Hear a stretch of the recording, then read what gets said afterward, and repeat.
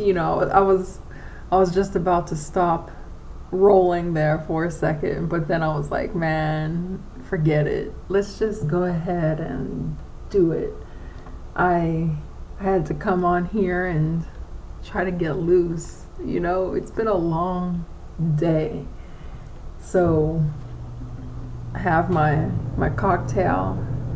It's a little bit of a ghetto aid kind of situation, which sometimes is my favorite kind of situation. Make it getaway time. So,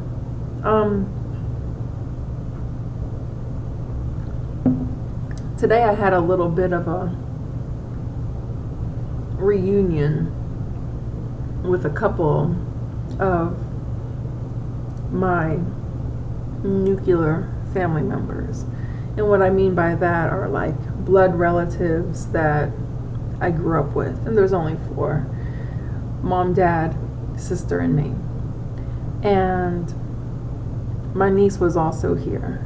And it's because she is going off to college. And even though, especially before today's meeting, I had beef with my sister, I couldn't hold a grudge against my niece, you know, because she's always been cool. And I figured maybe it was a good time, a good opportunity to have things get meshed out with my sister, which they did. We learned a lot about a lot of things in our family. And man, life, man, like, you just learn a whole bunch of things when two people have been told a whole bunch of nonsense by other people at different times and different places, when the truth actually like comes out. It's just an interesting thing. And I'm a very big believer in, like, the truth just comes out, you know, and you can't like hide from it, especially with intentionally like messing with people, or, you know what I'm saying, like being unethical, like. And I'm sure there's all kinds of degrees of being unethical, but let's just say when it's from a parent to a child, like intentionally, that's the kind of unethical that I'm speaking about.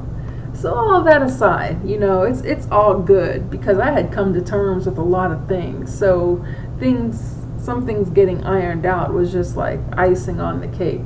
So, you know, but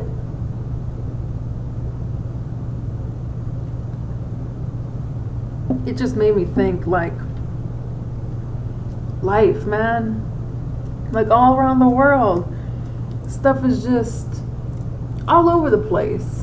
You know, it's not like you just come, see, go, adios, see you next time, it was all good. There's like a lot of challenges here, man. Like, I don't know. And what I'm learning is like the beauty of like taking it easy, staying in your bubble, like really like not caring what most people think or about what they're doing or where they are or what they're doing. Like, you know, being courteous to somebody, like, that's one thing, you know. But what I'm talking about is like any more involvement past then. Like if someone needs my help, like in a emergency situation and I can help, like that's one thing. But like any other concern pretty much for those who are not part of my inner circle, it's like people are obsolete, man. Like there's just no time for it.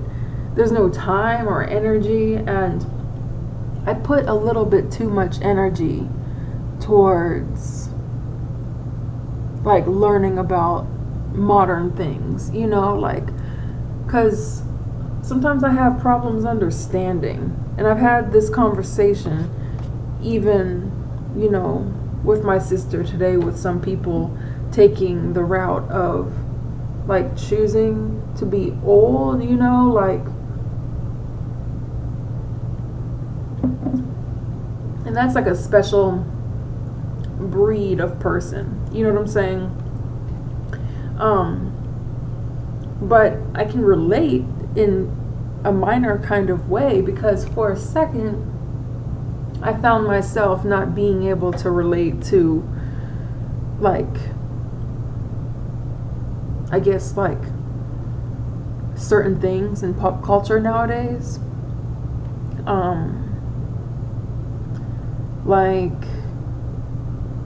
just a lot of stuff, you know? The way people are choosing to look.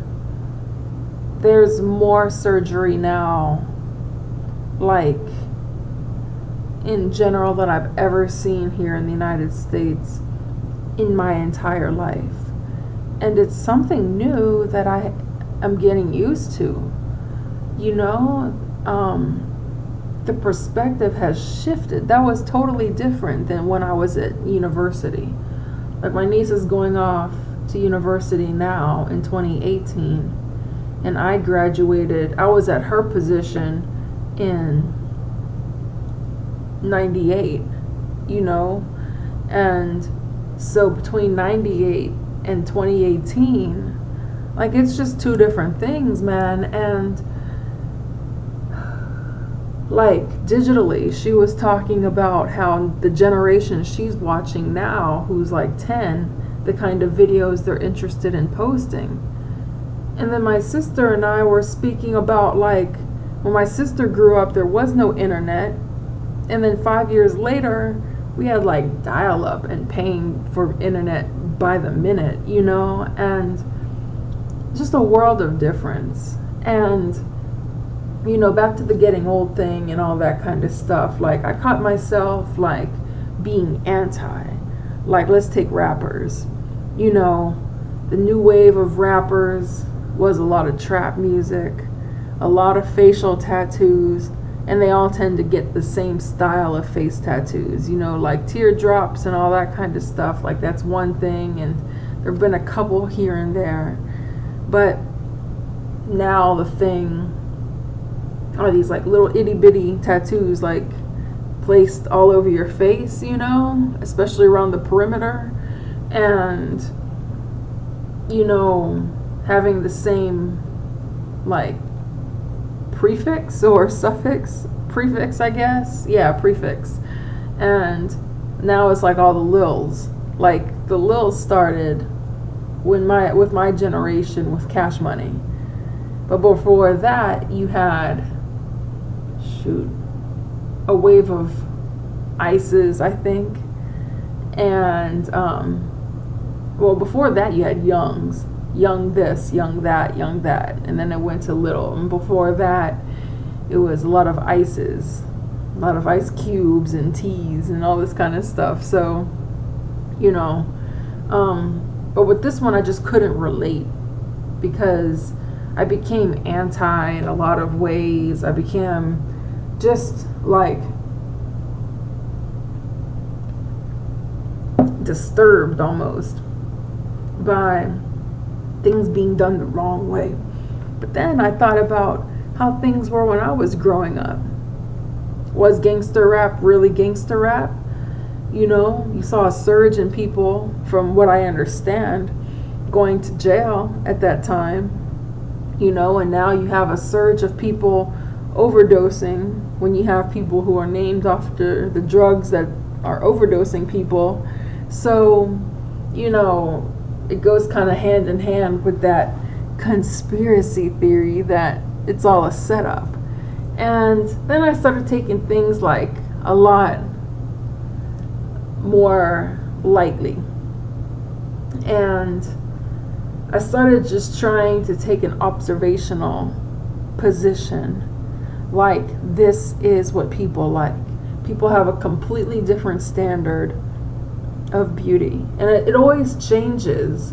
But I think now that I'm just experiencing it. Does this just happen when you turn 40? Like, everything just shifts, the paradigm, like the point in the triangle just starts to like turn like a sundial or something like that.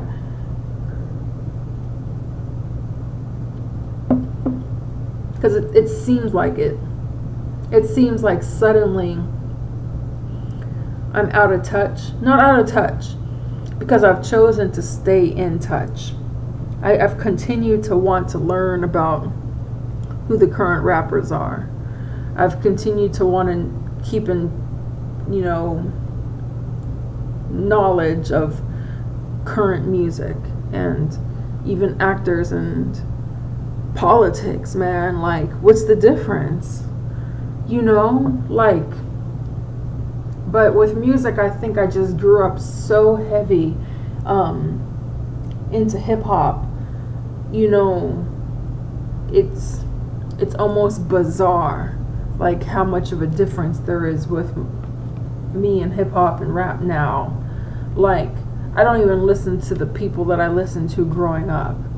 And then I look at it like the reason that I'm anti a lot of this stuff now is the same stuff I was accepting of from back in my day, back in the day where I was like, listening to records, like albums. And I thought it was because like my taste changed, and that might be it. But there's other things that just don't suit my taste anymore. It's all like wild, but keeping in back to like not letting myself get old. I keep in contact with the fashion industry. Like, I'm kind of behind, but I'm still like seeing what's going on, like with phrases like hype beast. You know what I'm saying? Like, I'm like, why? Like, is the thread count is the thread count that good? Like, and I feel like we're in the age of the copycat. Like, identity is just lost. And that's my confusion with surgery nowadays. Like, I'm not really anti-surgery, but I'm seeing that everybody is going for the same exact look, and I think that's become more evident with how popular Instagram is on top of TV, because with movie stars and stuff, they have to be a little, movie stars, actors, actresses, models, they have to be a little bit more discreet, but they're getting all the same stuff done, all around the world. But when it comes to like common folk and like YouTubers who are making so much dough now, it's like, what happened, but they're all getting that same treatment, and I'm like, you guys are all doing the same thing, and at first it used to kind of disturb me, like, everybody needs to be different and unique and this and that, and now I'm just like, man,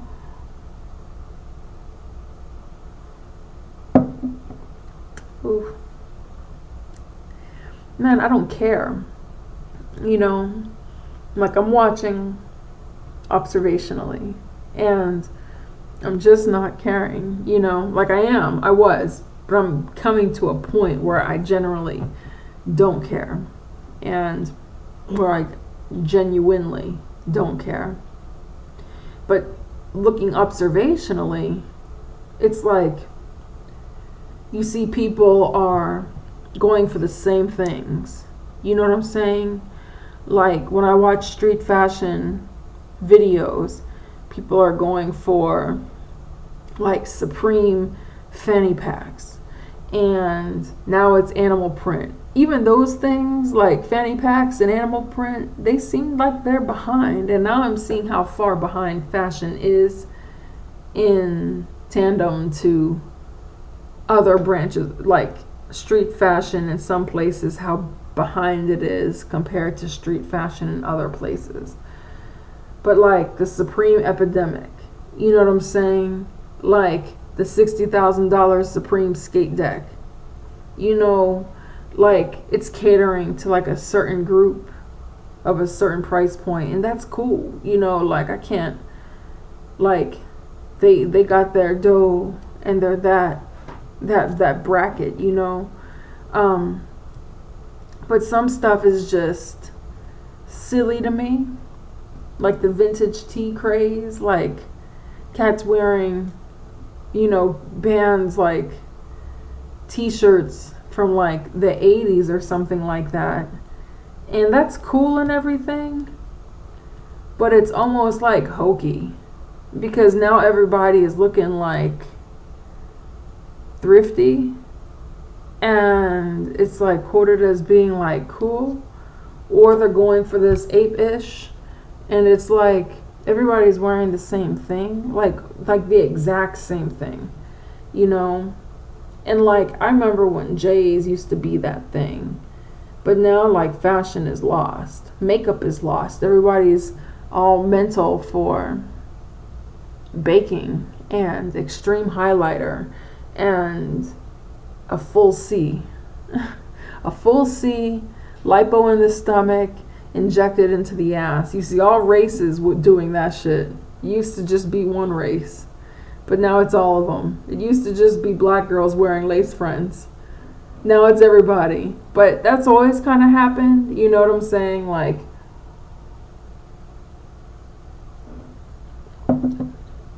now even black culture and that kind of thing has come to like the forefront, you know? It's like cats never used to use so much slang and so many things. And then I noticed a shift. I noticed that there was a recent shift with current black slang, and it has always reached mainstream media for, I guess, everybody else, myself included, I guess. I consider myself being a part of both of those worlds.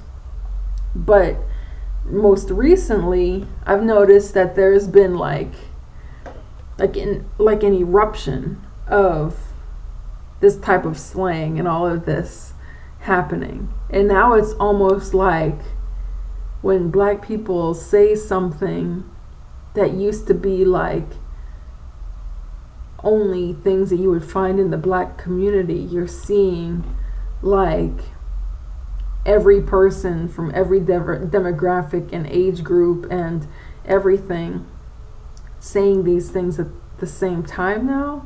That didn't happen before. Usually it'd be like a few people saying a few things and it'd be a little late.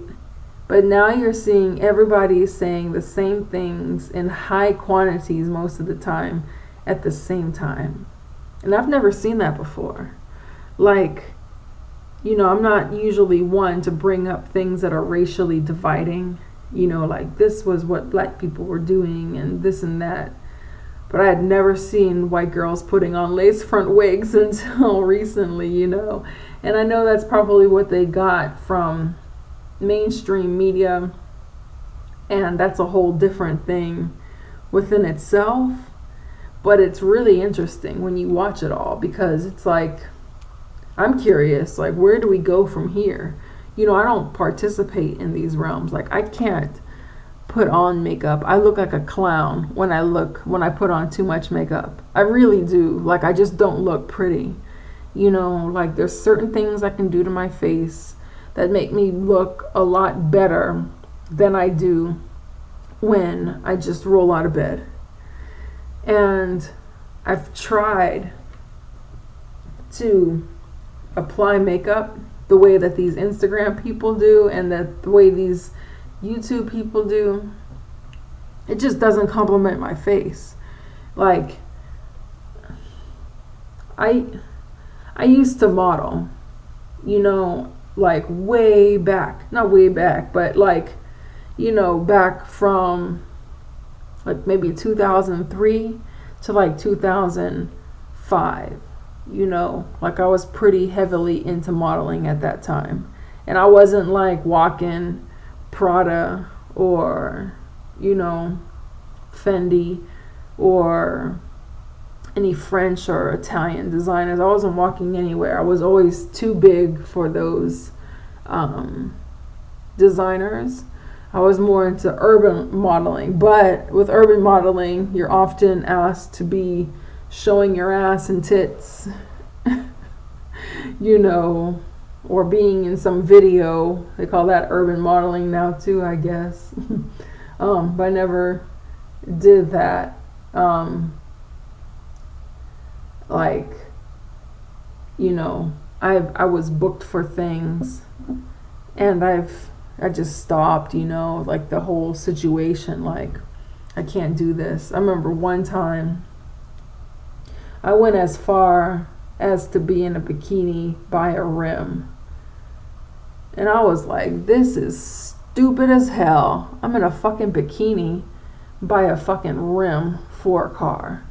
And I just said, dude, I can't even do this. I tried it. You know, the bikini wasn't obscene. The pose wasn't obscene. It was relatively tastefully done.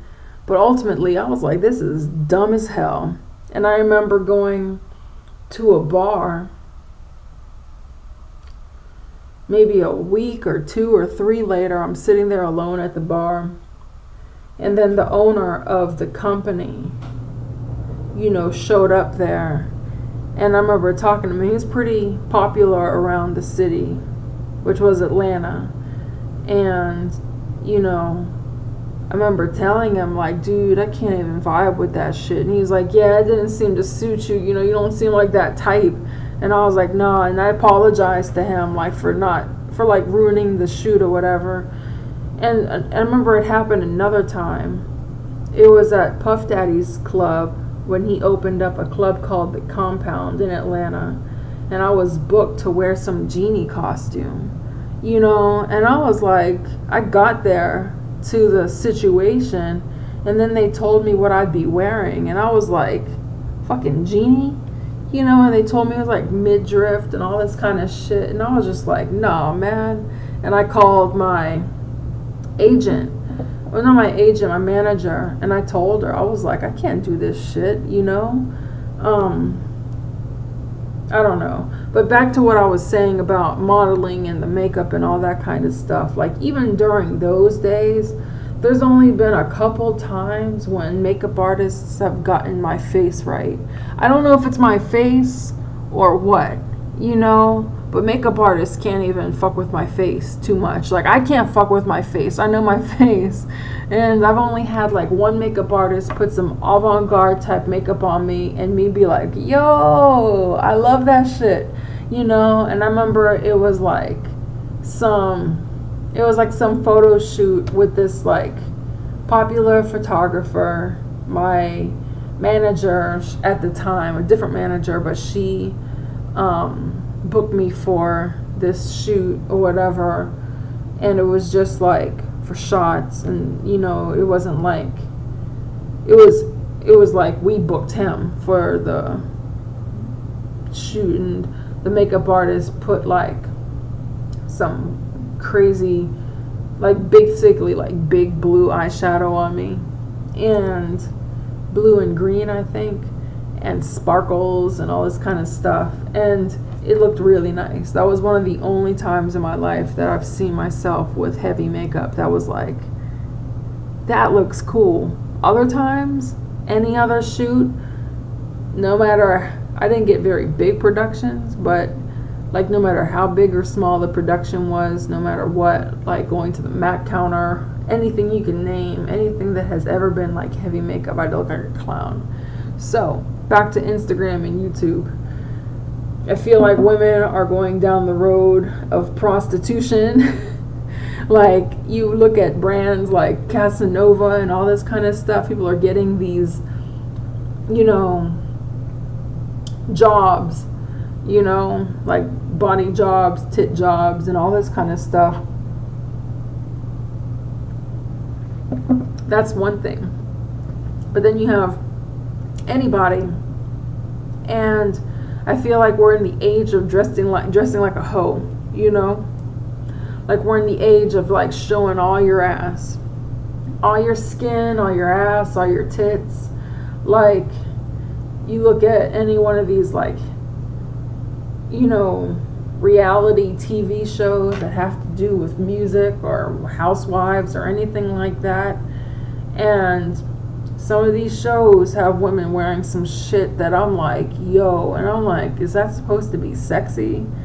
Because in my eyes, it looks like what they're wearing down on the boulevard when they're selling their ass, in my opinion. But it's not really my opinion, it just is what it is. Like, and these women are wearing shit that looks worse, you know. They're showing like more tit.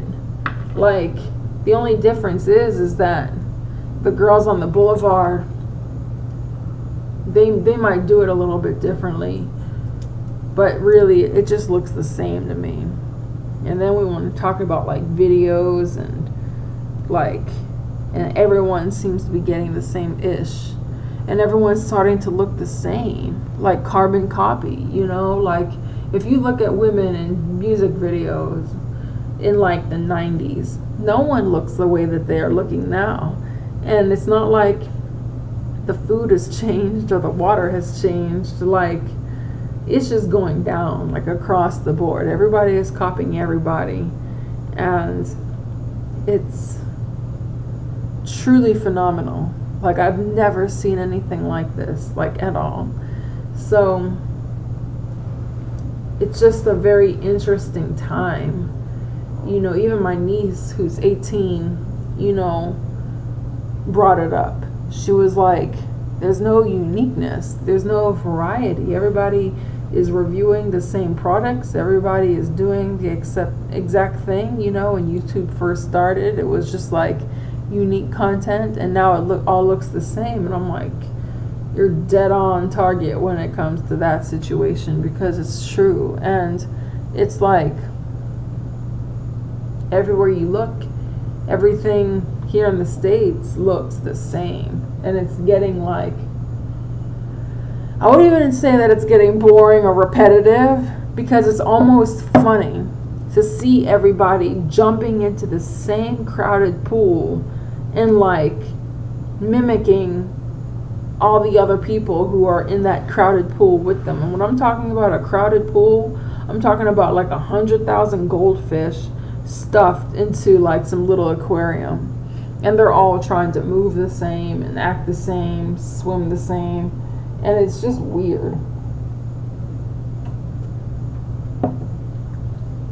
And they're doing the same poses, and when they try to outdo each other, it's bizarre what they try to do, because they're trying to do something that's in the same category, in the same feel, in the same everything, but they're just pushing it further. And I'm like, okay, what's next? People are going to be butt naked?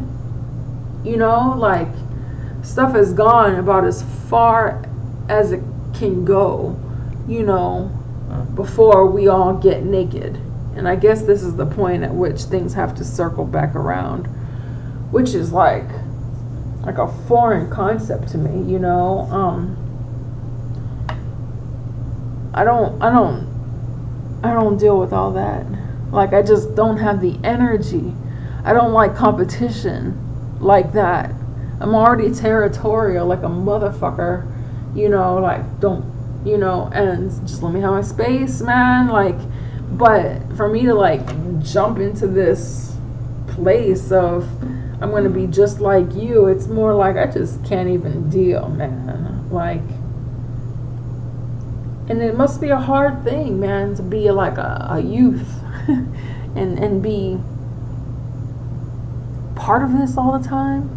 Like I said, man, like, I grew up like around the time when internet was just happening, and now like everywhere you look, everybody is like mimicking each other so heavily that it hardly makes sense.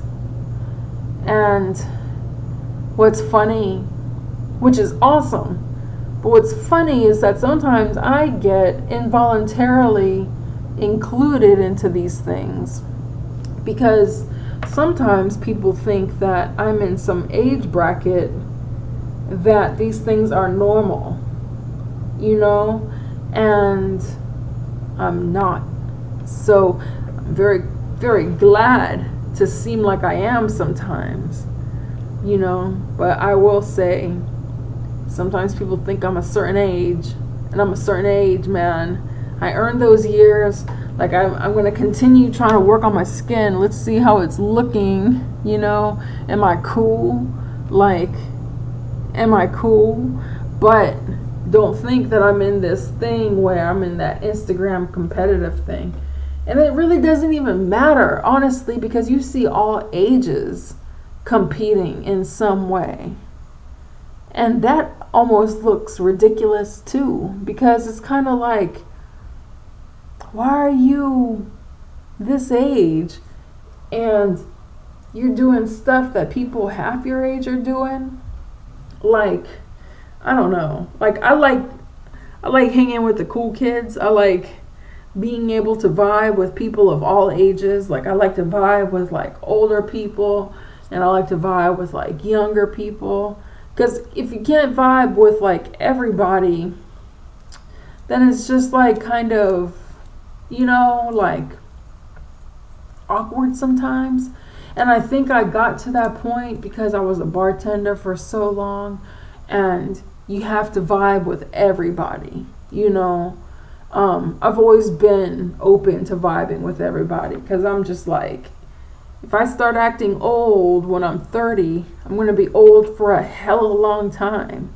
And then to be like that kid who can't talk to like a 70-year-old, that's weird too, you know. But then I saw that really play out behind the bar. Like, you have people of all ages that are in town strictly for business, you know, especially when I was, you know, I guess anywhere, but like the hotel lobby. You know, you had cats that were in town strictly for business.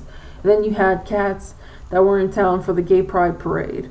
And then you had cats that were, you know, on a date and they're like 19. You know, like, just can't come across weird because you have to talk to everybody. My first job was in a restaurant, was serving. My last job was serving. But for 10 years in between, my job was bartender. And I worked clubs, not really clubs. They were kind of club scene, but mostly like hotels, bars that were like jazz bar, bars that kind of converted to a club bar sometimes, mainly upscale dining. And you had all kinds of people that would come in, and sometimes they would just be sitting at your bar, and a lot of times people at your bar just want to talk. Male, female, it doesn't matter. Like, you know, all of the above. Like, it's very seldom that you have someone coming to sit at a bar who just sits there completely silent when it's you and them, or a few people and you. You know, if you have a bar at like of 7 people, you're most likely carrying on a conversation of some sort with all 7 of them, especially if it's, you know, not super fast. So you do that for long enough, you're going to learn how to vibe with some cats. But then also with the mentality like of getting old early has never appealed to me. Because imagine spending 30 years of your life feeling like you're old. That's no bueno, for sure. Like, I start feeling old at 30, and then for what, the next 40, 60 years, I've been old? I've been old longer than I've been, no, I can't fuck with that. And on that note, I'm going to end this video, because I'm hungry. I know it's late, but I'm so hungry. What did I eat today? Cherries. And wrap snacks. I had some potato chips earlier. Potato chips, a relatively small bowl of potato chips, I'll say that. And cherries. And a coffee. And it's 10:15. I need to eat. I'm going to eat. Because I'll get all tired and stuff, but I'm tired, but I'm hungry. So we're gonna go eat a snack right now. I'm having a snack attack. On that note, I'll see you next time. Yeah. So bye.